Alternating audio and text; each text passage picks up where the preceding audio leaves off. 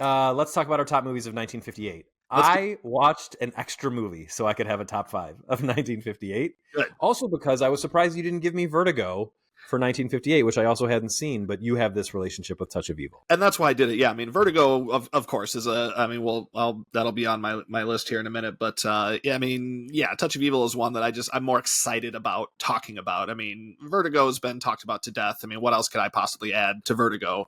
Yeah, Touch of Evil is just a personal favorite of mine. Well, and now in hindsight, I'm glad you did because I also have much more to talk about Touch of Evil than I do with Vertigo. As much as I thought Vertigo was interesting, I kind of was surprised at what I watched because, well, we'll get to it when I get to it on my list. How about Yeah. that? Okay, so I have a top five and I have two honorable or dishonorable mentions. I actually want to just complain about a pair of movies real quick from 1958. Let's do it. I watched them both because they were in the Mathau run. So Mathau had three movies come out in 1958: King Creole, Voice in the Mirror, and Onion Head. Now I've talked about these movies before, but just real quick, Onion Head was so bad that it ended Andy Griffith's movie career and Oh wow. banished him to television for the rest of his career. It was that bad. And that's coming off of another movie he did with Mathau, A Face in the Crowd, which was very good, and he was very lauded for it. Mickey Rooney. I keep calling him Mickey Rooney. Andy Griffith. I have Mickey Rooney on the brain because I just watched Babe Pig in the City, which is an insane movie. Great movie. And then Voice in the Mirror, which is just one of the most boring movies I've ever seen, starring Richard Egan, about the beginning of Alcoholics Anonymous. Oh yeah, I've heard you talk about that one. Yeah.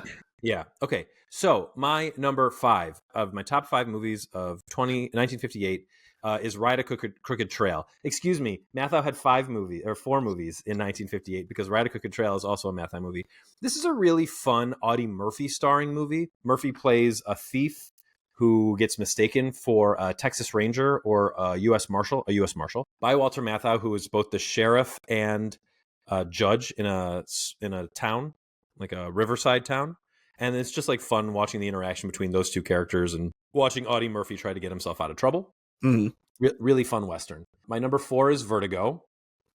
Okay, Vertigo. Sight and Sound's 2012 best movie of all time. Why?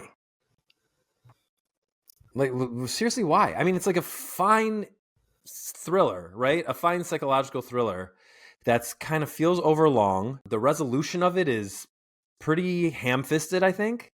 And I saw people get excited that Jimmy Stewart was like doing something different than he usually did, but I don't think that's fair. He's quite an ass in It's a Wonderful Life. And I mean, it's different than what he did in Mr. Smith Goes to Washington, but is it so different than what he did in Rear Window?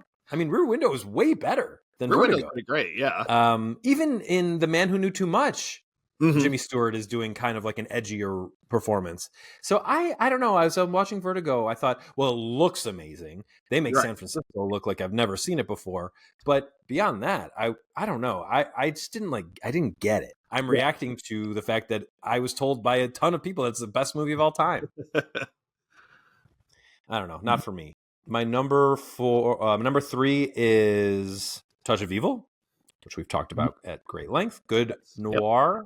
That for me has a few little holes in it. My number two is Akira Kurosawa's Hidden Fortress, which is what George Lucas has said was the influence for Star Wars. There's a little bit of that. Like you can see who R2-D2 and C-3PO are. There's that one shot where you're like, oh, yep, there it is right there. Like you can totally see it. Yeah.